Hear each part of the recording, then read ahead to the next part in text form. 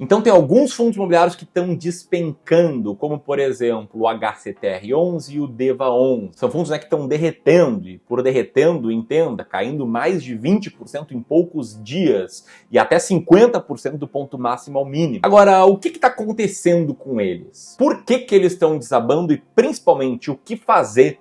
Se você é cotista deles, e se você não é e ficou interessado aí por conta dessa volatilidade mais recente? Bom, algumas dessas perguntas eu vou responder nesse vídeo. Outras eu vou te ajudar a responder por conta própria, ou seja, eu vou trazer informações e insights para que você tome as melhores decisões de investimentos para a sua carteira. Então presta muita atenção nesse vídeo que está por vir. Se você é clubista, me acompanha aqui há mais tempo, já deixa o dedo no like, você sabe que esse vídeo vai trazer bastante valor. E sendo clubista ou não, comenta aqui abaixo. Você tem cotas do HCTR11 ou do DEVA11? E mais, o que você está achando disso tudo que está rolando? Deixa o teu comentário aqui.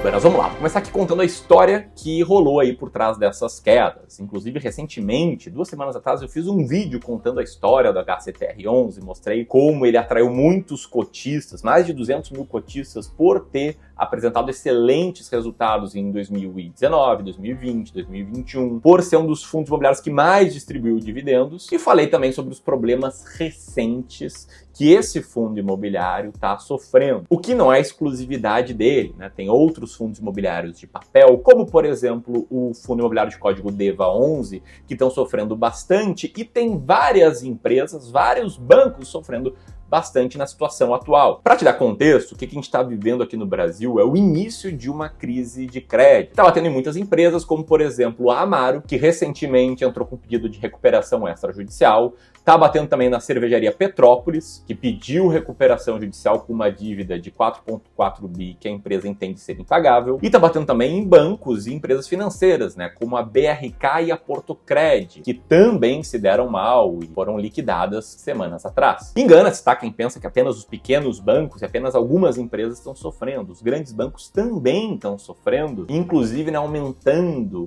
a provisão para devedores duvidosos, que é um sinal que eles sabem que muitos credores não vão honrar suas dívidas. Aliás, isso é algo que já vem acontecendo há alguns meses, né? Essa notícia aqui de 2022, novembro de 2022, conta um pouco mais sobre isso. E, enfim, essa crise toda está afetando também outros mercados, como o mercado imobiliário, que vê os imóveis derrapando há quase uma década, e também os imóveis populares, né, que tem aí vendas em queda. Tudo isso por quê? Porque a economia está derrapando e com a taxa de juros lá em cima, muitas empresas e também pessoas físicas estão tentando se adequar e às vezes fracassando nisso. Inclusive, o principal ponto que está por trás da queda do HCTR11, do DEVA11 e de tantos outros fundos imobiliários de papel é justamente por conta disso, por conta de um negócio chamado inadimplência de CRIs. Pegando aqui o caso da Hectare, por exemplo, no dia 6 de março de 2023, a Vortex, administradora do fundo, divulgou um fato relevante anunciando que as CRIs do circuito de compras estavam inadimplentes. O circuito de compras é um imóvel em que o HCTR11 tem exposição de duas formas, né? Primeiro,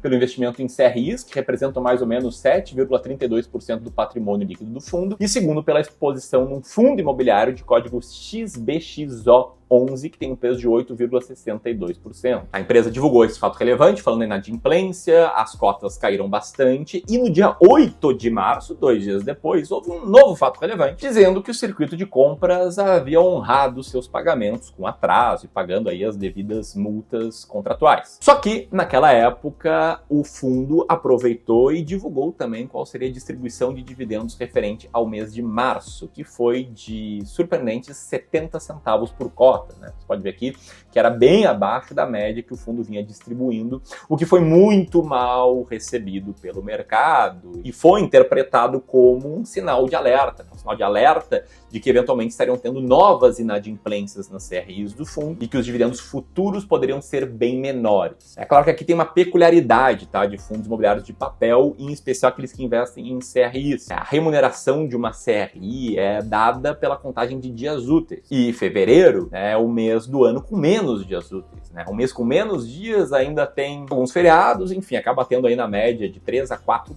dias úteis a menos do que um mês normal, que parece pouco, mas é quase 20% a menos de dias úteis. Mas enfim, naquela época eu fiz um vídeo explicando o que estava acontecendo, as cotas do HCTR11 já estavam despencando, e estavam despencando por conta de um medo do mercado, com possíveis novos calotes, um possível patamar menor em distribuição de dividendos, e também por conta, de certa forma, de uma crise de credibilidade. Afinal de contas, a Hectare não divulgou o relatório gerencial de janeiro e recentemente divulgou, inclusive, o relatório gerencial de fevereiro. Quem estudou aqui com muita calma no Clube do Valor e percebeu que a gestora estava destacando ali alguns pontos referentes aos seus CRIs. Ali a gestora comentou sobre o CRI do circuito de compras, falando, né, que a sazonalidade atrapalhava ali o empreendimento, mas que também ele estava sofrendo com a competição do comércio informal, né, de camelôs, e com uma suposta campanha de desinformação que inibiam aí contratantes, locatários, de efetuar o pagamento de aluguel e luvas. Ou seja, ali a coisa estava mais periclitante. Mas esse mesmo relatório gerencial falou de outras CRIs, como por exemplo a CRI do One Holding, comentando que por conta do cenário adverso, a One promoveu a troca de seus principais executivos no segundo semestre de 2022 e que a nova gestão estava ali tentando readequar as estruturas de pessoas, projetos e investimentos. E mais, estavam negociando um waiver para readequação de fluxo de caixa, mas que era uma operação que contava com robustas garantias. O que são garantias? As garantias são o que os detentores de CRI vão atrás caso eles tomem calote. Enfim, esse mesmo relatório gerencial falava também de outras CRIs, né, algumas que estavam tendo resultados bastante expressivos, mas que ainda assim estava demandando mais recursos, o que fez com que a operação fosse alongada e renegociada, em que, de um lado, os detentores de CRIs concediam carência, isso aqui em termos de juro e amortização, até dezembro de 2023, e em troca disso aumentava a remuneração que eles receberiam. Enfim, nesse mesmo relatório ainda comenta sobre outra CRI que está tendo dificuldades em pagar os juros e que, para isso, a companhia está negociando a venda de alguns ativos, de alguns imóveis, né, os terrenos,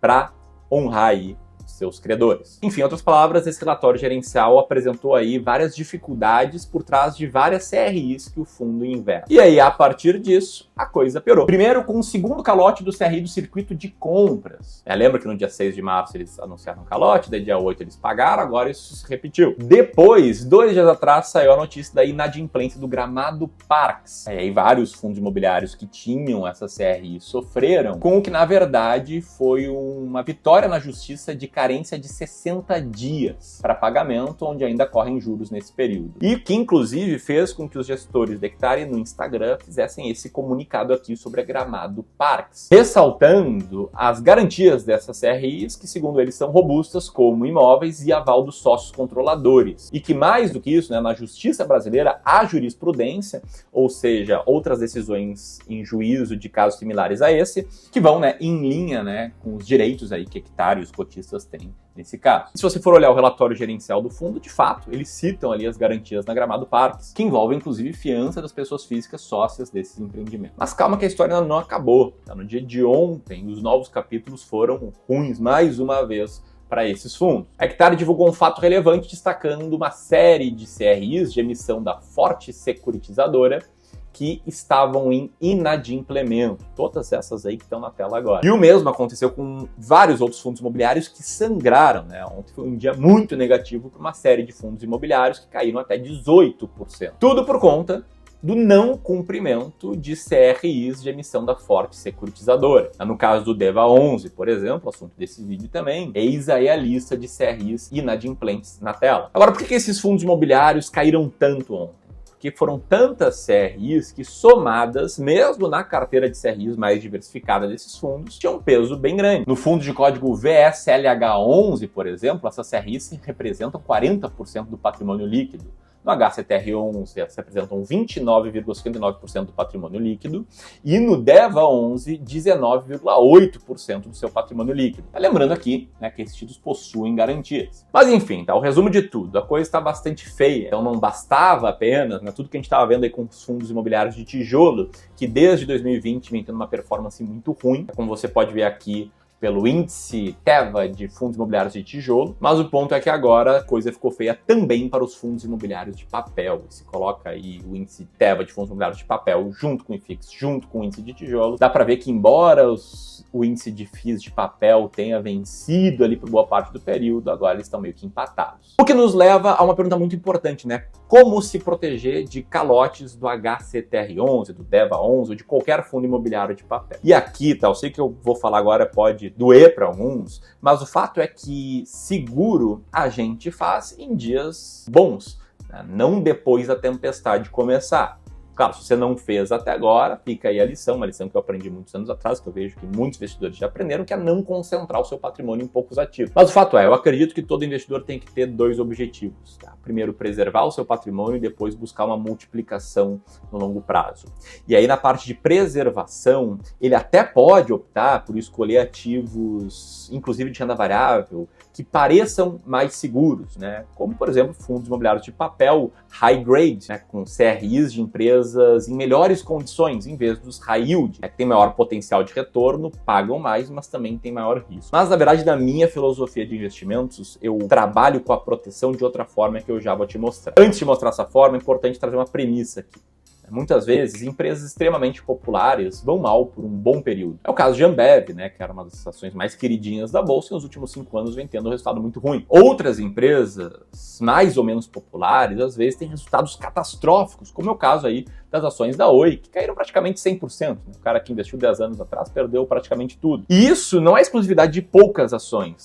Na verdade, há uma série de ações que caem mais de 95%, 99%. O que, embora seja menos improvável em fundos imobiliários, o fato é que tem uma série de fundos imobiliários negociando aí 30%, 40%, 50% abaixo da sua máxima. Eu estou trazendo isso aqui para te mostrar que renda variável possui risco. E embora, né, sempre que esse risco aconteça, e a gente veja aí um caso de derretimento de cotação, vai aparecer, né, os profetas do passado, né, os profetas da coisa já acontecida, que falam que, olha, era óbvio que isso ia acontecer. O fato é que quando a gente olha para ativos individuais, a oscilação no curto, médio, inclusive, né, dependendo da janela, no longo prazo, é extremamente imprevisível. Inclusive com vezes em que o mercado exagera no movimento. E por mais que você pense, não, Ramiro, mas as notícias ali do HCTR11, elas estavam estranhas desde fevereiro, tinha gente falando mal do fundo há 12 meses. Isso é verdade, mas se alguém tivesse certeza que a cota ia despencar, por exemplo, nos últimos 5 dias,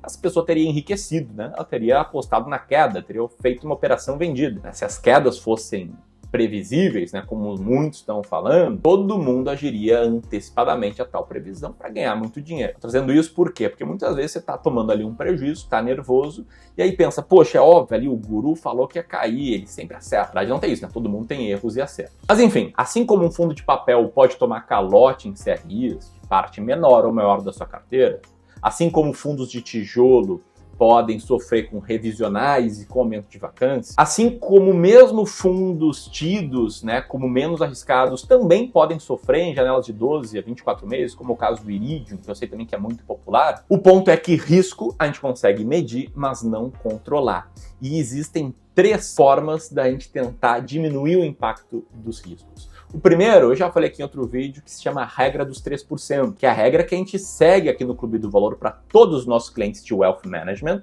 e que a gente aconselha todos os nossos clientes de Wealth Advisory, clientes em que a gente faz o aconselhamento, a consultoria de investimentos, a seguir, que diz basicamente que um fundo imobiliário ou uma ação individual, ou uma debênture, ou um próprio CRI, não pode ter um peso maior do que 3% da carteira de investimentos de nenhum investidor de longo prazo. Então, eu vou trazer um exemplo aqui, tá? Dos nossos clientes mais arrojados, né? Quem aguenta muito risco, quem é muito tolerante ao risco, que provavelmente nem está assistindo esse vídeo porque já se acostumou, né, com essa montanha-russa, tem uma carteira assim, apenas com renda variável por longo prazo, dividido entre ações brasileiras, norte-americanas e fundos imobiliários. Bom, beleza. Então o cara tem um peso de 33% em fundos imobiliários. Aqui a gente divide nossa carteira de fundos imobiliários em 15 diferentes fundos imobiliários, o que faz com que cada ativo dentro da classe de ativos tenha um peso de 6% mais ou menos, né? 6,67%. Pois bem, um fundo imobiliário, no total da carteira de investimentos, essa aqui é uma carteira bem arrojada, inclusive, tem o peso de 2,22%. Então, se esse fundo aqui cai 50%, a carteira toma uma paulada de 1%. Se ele cai, por exemplo, 80%, a carteira cai mais ou menos 1,78%. Enfim, estou te mostrando isso aqui para te mostrar como a regra dos 3% te protege mesmo quando você compra um fundo imobiliário que parece barato e ele despenca. Ah, Ramiro, mas se a carteira inteira de fundos imobiliários despencar? Já vou te mostrar o que acontece. Mas antes entra aqui o segundo ponto, que é justamente uma derivada do primeiro, que é limitar a exposição em uma única classe de ativos na tua carteira. Eu te mostrei até agora o modelo mais arrojado que a gente tem aqui com os nossos clientes. Mas o fato é que a maioria deles tem uma carteira mais ou menos assim, né, com peso de 10% em fundos imobiliários. O que, nesse caso, limita ainda mais o tombo que a carteira toma quando um ativo específico, quando um fundo específico despenca. Né? Nesse caso, se o HCTR11 chegar a cair 80%, a carteira sofre uma queda de meio. É por isso que, mesmo a gente tendo já investido em ações que despencaram, como a Uzi Minas, que a gente ainda tem em carteira, ou em fundos imobiliários que despencaram, como a HCTR11, é isso aqui que eu gosto de falar mais, os que despencaram do que os que subiram, para não ficar contando vantagem. O fato é que os nossos clientes mais antigos têm resultados como esse aqui. É assim que se comporta uma carteira bem montada, uma carteira diversificada no longo prazo. Nesse caso aqui, no longo prazo, a carteira já rendeu quase 100%. E agora, antes de mostrar como decidir entre manter ou vender o HCTR11, o DEVA11, ou comprar agora ou não comprar, uma pergunta: se você se identificou com a forma que a gente pensa portfólio, você gostaria de ter a sua carteira analisada por um especialista aqui do Clube do Valor? Pois bem, a gente está aí com algumas vagas abertas para sessões de análise e diagnóstico gratuito de carteiras de investimentos.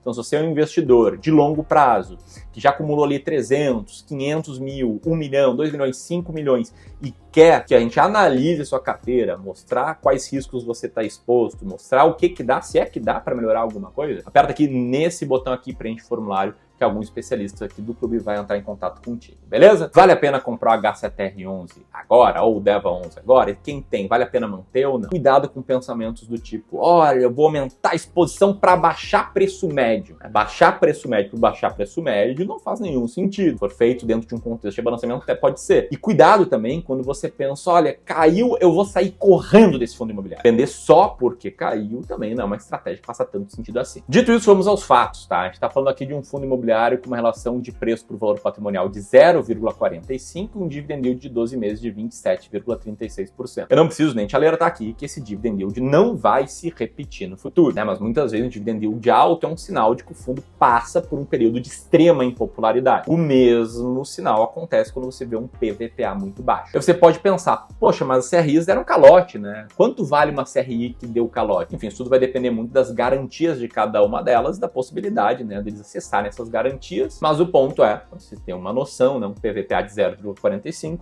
significa que o mercado diz que, na prática, metade, pouco mais da metade ali das CRIs não vão honrar seus compromissos do jeito que está lá marcado, né, no fundo. Tá, Ramiro, mas ainda não consegui decidir se é hora de comprar, manter ou vender. Para isso, você só vai conseguir se decidir se você tiver uma estratégia clara. O que é uma estratégia clara? São regras que você segue para determinar sempre quais ativos comprar, quando comprar e quando vender um ativo. E se até aqui eu já trouxe a lição sobre cuidado com os riscos, a segunda lição que eu quero trazer é sobre estratégia. Mostrei um pouco da nossa estratégia de gestão de portfólio. Agora eu vou te mostrar um pouco da nossa estratégia de seleção de fundos imobiliários, que foi testada, teve esse resultado aqui no passado, embora muito similar ao CDI nesse período de 10 anos, um resultado superior ao IFIX, e que, inclusive, se você olhar nessa tabela, você pode ver que o risco, ele é similar, ele é um pouco superior em termos de desvio padrão, porque a gente compra fundos baratos, fundos descontados, que são mais arriscados, mas na maior crise, a maior queda da estratégia foi similar à do IFIX. A carteira inteira cair 20% significa que, na média, os fundos ali somados, ponderados, caíram 20%. O que significa que, para um cara que tem 10% em fundos imobiliários, esse cara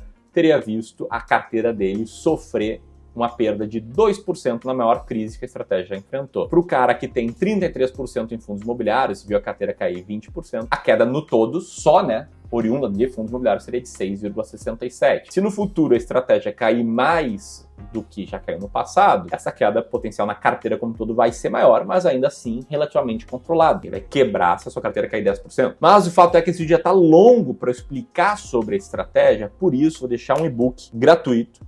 Esse e-book está na tela agora, que explica o racional por trás da nossa estratégia de seleção de fundos imobiliários. Racional que nos faz saber exatamente quais fundos comprar e quando vender. Eu vou deixar o link para download aqui E se você é investidor em fundos imobiliários, quiser saber como declarar eles corretamente no seu imposto de renda, vou deixar aqui o link para um outro vídeo nosso. Um grande abraço e até mais!